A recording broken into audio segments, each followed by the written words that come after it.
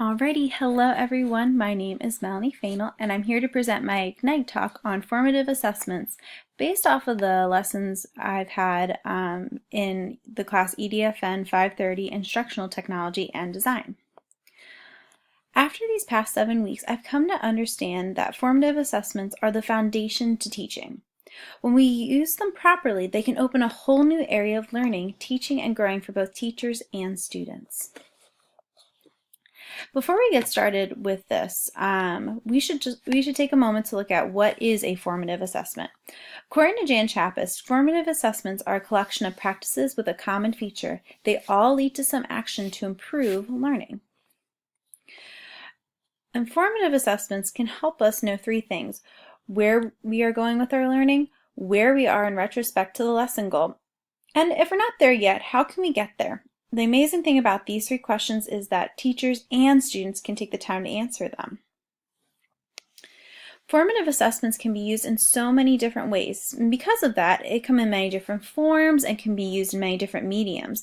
The 7 Strategies of Assessment for Learning by Jan Chappis gives teachers the strategies to help create these assessments to the best of their ability.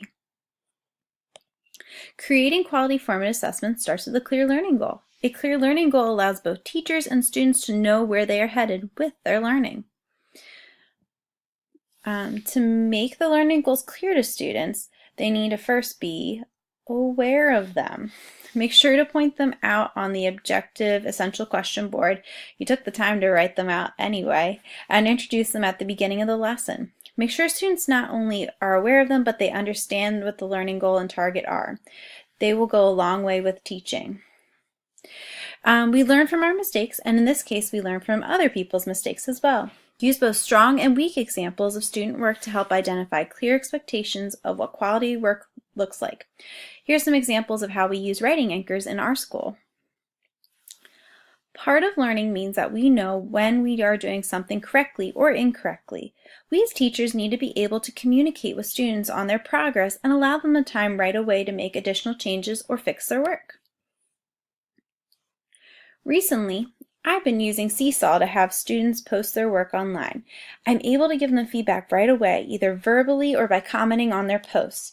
They can then either redo the assignment or add to their posts in the comments section.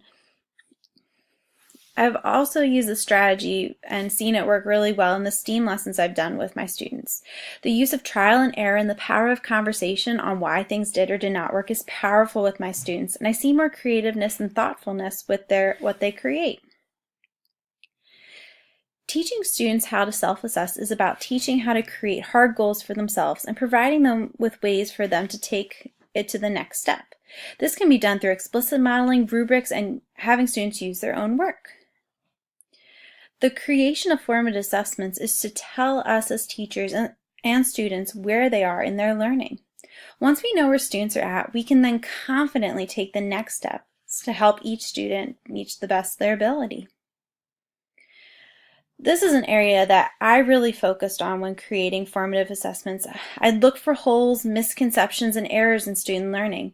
And when I can pinpoint where a student needs help, I can more effectively plan my next steps in teaching them.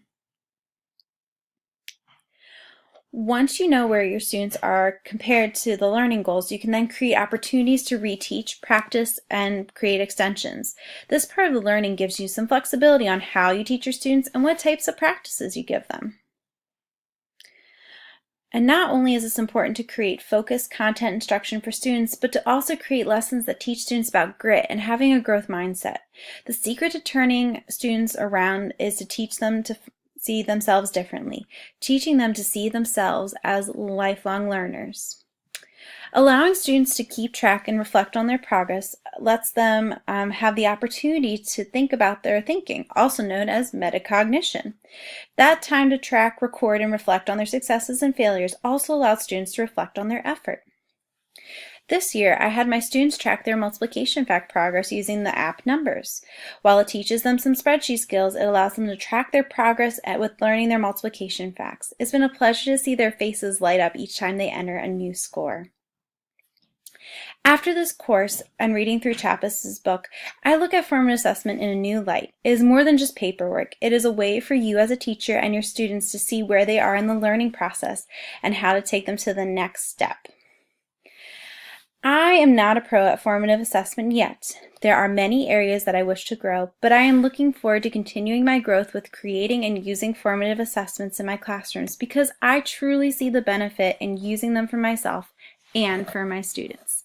Thank you so much for listening. I appreciate it.